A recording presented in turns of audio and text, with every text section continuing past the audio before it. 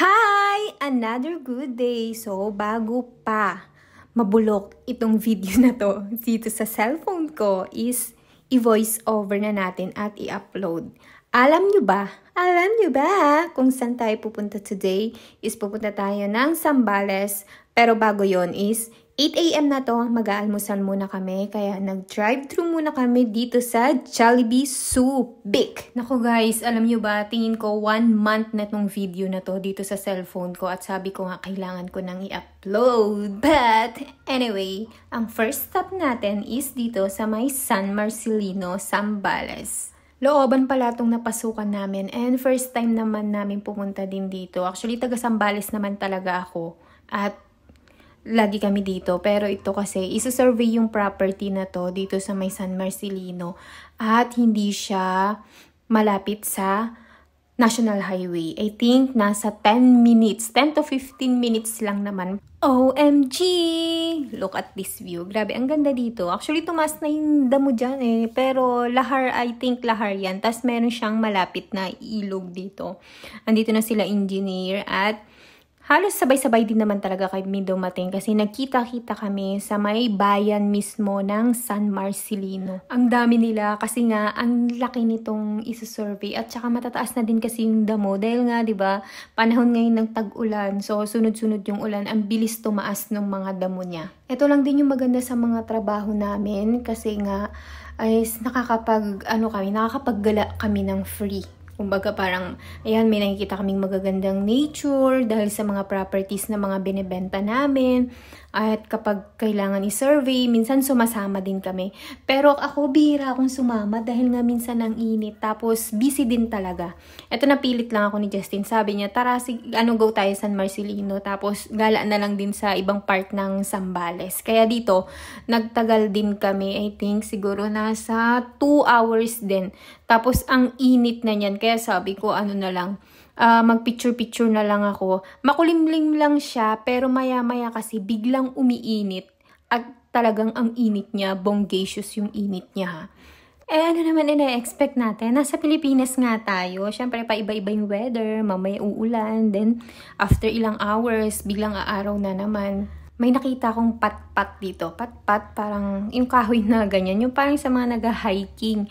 So sabi ko, i-video mo ko kasi nga gusto kong mag-take ng picture dyan sa may looban. Yun nga lang, medyo natakot na ako kasi nga, ang tataas ng damo. Feeling ko may ahas. Hindi kasi iba yung ano dyan. Tapos may iba-iba yung mga tunog dahil siguro malapit na siya sa ilog. May ilog kasi doon eh. Tiis ako sa araw nito, girl. Kasi nga gusto ko magpa-picture, video. Talagang go na go lang yan. Para sa picture, para sa video. Gora Bells. Kahit ma-Janets. At hindi na nga nakatiis ang babaeng ito. Nag-jacket na talaga ako kasi ang Janets. Tapos merong mga, ano ba tawag dyan? Kambing. May mga kambing dyan eh. Tapos meron silang mga ear tag, merong may-ari. Ganyan yung mga kambing dito, pag-alagala lang. Ang dami kasing damo dyan eh. So, meron dyan, ang cute, ang liit talaga ng kambing. Super cute siguro, feeling ko mga 3 months pa lang yun, 2 months pa lang. Habang nakikita ko tong mga to, parang sarap kumain ng papaitan. Ay! Lalo na ngayon, habang vino-voice over ko, ito is, ang lakas ng ulan dito. Parang sarap kumain ng ng mas sasabaw na pagkain. So kuha na lang tayo ng isang kambing dito. Ay nako, alam nyo ba, habang nandito is parang na-imagine mong sarap magkaroon ng property ganito. Kasi parang countryside life. Eto, dito sa may drone shot na to, pinapakita nga dyan yung gano'ng kalawak yung property. At sa likod niyan, ayun ang ilog, tas may lahar siya. Kaya good thing din talaga na merong drone shot. Dahil nga, kitang-kita mo. Ang tataas kasi ng damo dyan eh, kaya mas okay talaga nagkaroon ng drone shot na nakuhanan nila. Makikita mo yung ganda ng property at gano'n siya kalawak. Eto naman, on the way na kami. Saan ba kami una pupunta nito? Botolan. Pupunta kami ng Botolan kasi itong mga kasama ko, Gusto nilang kumain ng bulalo. Ano ba yan? Sabi ko, biyahe pa tayo ng ilang oras para pumunta tayo ng Botolan para lang makakain ng bulalo. Pero in fairness naman kasi, nakakain na din ako at masarap naman talaga yung bulalo. At dinadayo nga talaga yung lugar na to. Siguro yung San Marcelino to Botolan, nasa 1 oras lang naman yung biyahe. Wala pang traffic yun. At magagandang nature naman yung madadaanan mo. O diba, arte-arte ko, 1 hour lang naman yung biyahe. Hindi katulad sa Manila. Tapos, nandito na kami. Ayan, meron silang mga kubo dito. Pwede ka dyang mag-dine-in. Pero, ang kakainan mo, kung mag-order ka pala, kung mag-order ka, is papasok ka sa loob. Doon ka mag-order kasi pay as you order siya. And then, dadalhin na lang yung order mo sa table mo. Yan, dyan kami sa may kubo. Pero, meron naman din silang dine-in sa loob and may aircon doon. Dyan kasi wala. So, freshan lang. Sa tuwing nagpupunta kami dito or napapadayo para kumain. Actually, sila Justin, lagi sila dito sa Zambales kasi nga, sila yung mas nakafocus sa mga property. Kasi, alam niyo na, pag real estate, ganun. So, sila yung laging kumakain dito. And besides, alam niyo ba, sobrang mura na nung pagkain kasi nga, 300 something lang. Tapos, 5 na yung rice namin, alam ko yun. Tig-5. Ayun ko, 3 daw sa kanila, 2 sa kanila. Isa lang naman yung nakain ko. Yan, dito kami sa may kubo. Super mura na kasi 365, alam ko yung binayaran namin. 2 na kami. Tapos, ganyan siya karami. At saka, girl, kakaiba yung bulalo nila dito. Alam mo yung nagme-melt talaga siya. Para siyang kung madidescribe ko siya, para siyang, alam mo yung beef na parang ice cream. Nagme-melt talaga siya. Super yummy. Kaya, ang dami din talagang dumadayo dito para kumain. Kaya, super sulit din talaga ng layo ng biyanahin namin dahil sa sarap ng pagkain. Tapos, may makita ka din dyan mga flowers. Marami nga kaming kasabayan dyan kasi puro family sila sa ibang kubo. Meron din silang ibang meal dito. Meron silang parang, may mga kambing na, na parang papaitan, mga ganerns. Parang kanina lang sinabi ko gusto kong kumain ng papaitan dahil sa mga kambing na yun. Meron din silang iba't ibang mga meron din silang isda, mga ganerns. And guys, nandito na kami sa, Botolan pa din pala to. Sorry naman. Pero papunta kami kasi nito sa may river. Dito kasi yung isang property na nabenta nila Justin and i-check namin. Meron lang owner nito. Pero ito, hindi pala to. Bayan, mali-mali natin sinasabi ko. Ito kasi isa yun sa mga property na binibenta nila. Pero may inaayos pang documents. So, medyo matatagalan. Ang sarap dyan, girl. Medyo ngayon, maagos ang, ano ba tawag dito? Ano ba yan? Pero maagos ang tubig ngayon kasi pag pumupunta kami dyan, ang kalma lang nung river. Ang saya nga ng mga bagets dyan eh. Sarap maligo. Sabi ko nga, ang init ng panahon ngayon, parang sarap-sarap maligo. Wala naman kaming dalang damit kasi ang lang talaga, ang gagawin lang is i-check lang. Tapos parang, ayan, mag-unwind lang ng konti, ganun. Ang sarap magtampisaw, ang lamig ng tubig, lalo na pag ang init-init. Sarap maligo talaga. Di ko sure dito kung yung entrance nila is, yung entrance I think 10 pesos talaga, pero yung kubo is parang 500 pesos yata. Kasi sobrang mura dito at magdadala ka na lang ng mga ng mga foods mo. Dati nga nung nagpupunta kami dito, lagi kaming may nakakasabayan, naglalaba dyan. Diyan na sila naliligo. Kasi nga, super, nung tubig dyan, malinis.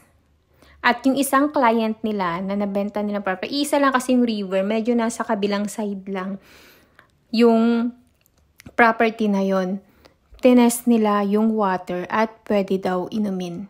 Kasi meron silang pang-test ng water. Engineer kasi yung naging client nila. So, kayo kung gusto nyo ng mga property na ganito or naghanap kayo ng property sa Zambales, pwede nyo kaming i-message. Pwede dun sa isang account namin na Lexi the Realtor. Pwede dun kasi nandun lahat ng mga property na pinopost namin. Lalo na yung mga property sa Zambales. Or pwede naman din kayo dito mag-comment. Kayo kung gusto nyo. Ganda dito, no? Ang tawag nila dito is New Zealand. Diba meron yung isang sa Mapanwepe? May property din kayong binibenta dun sa Mapanwepe. Sa may Aglaw. Malapit sa view deck. Ganun. Meron doon. Pero dito, tawag din nila dito ay New Zealand ng Zambales. Diba? Ang ganda. Alam mo, pag nandito ka, super relaxing.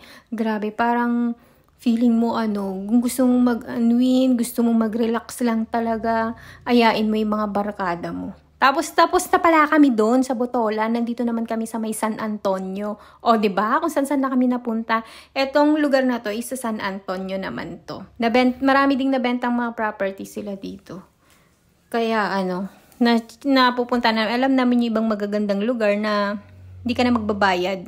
Walang kabayad-bayad. Kasi pupunta lang namin. Mayroon din tong river. Tapos meron kang mountain view, ganun. Pwede kang mag-picnic dyan kasama yung mga kabarkada mo. Alam nyo, ang ganda talaga nitong mountain na to. Lalo na kapag sunset. Grabe, ang ganda. Parang nag-gold siya. Tapos kapag ganito naman, green na green. Sarap magdala dyan ng ng camping Kimberlo mo. Yun nga, nagpayong na ako. Ang Genets, diba? Super init nga niyan. Pero carry lang kasi bira na nga lang din akong sumama na ganito. So push natin ang magpa-araw.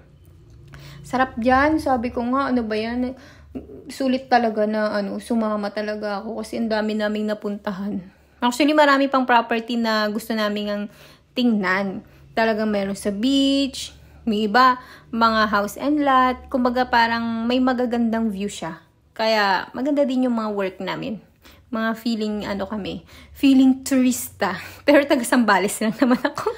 Tapos na tayo sa San Antonio, Zambales. Dito naman tayo sa Subic, Zambales. Go!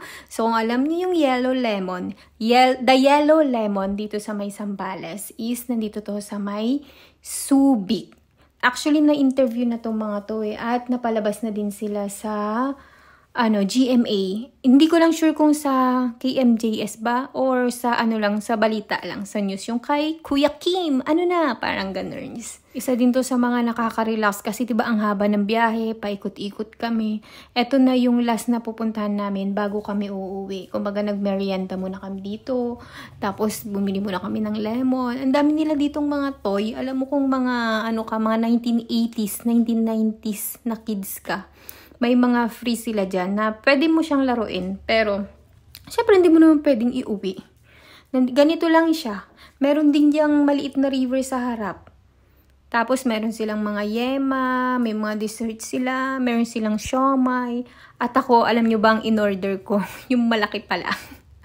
Ang grande ba tawag doon?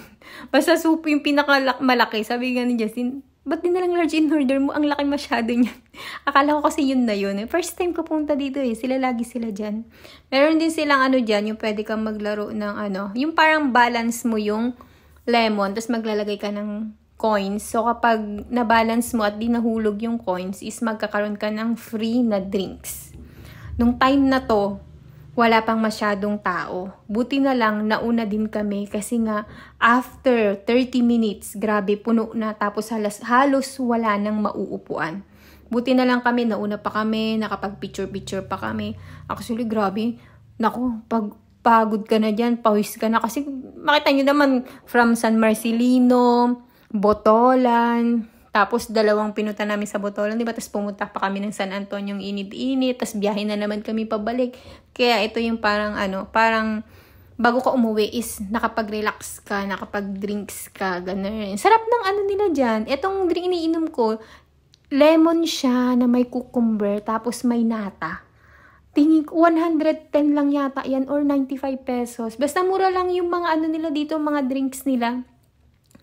Tapos sila Justin dyan, naglaro pa sila. Ako ng parang text yun. Parang kala mo naman hindi 80 sino.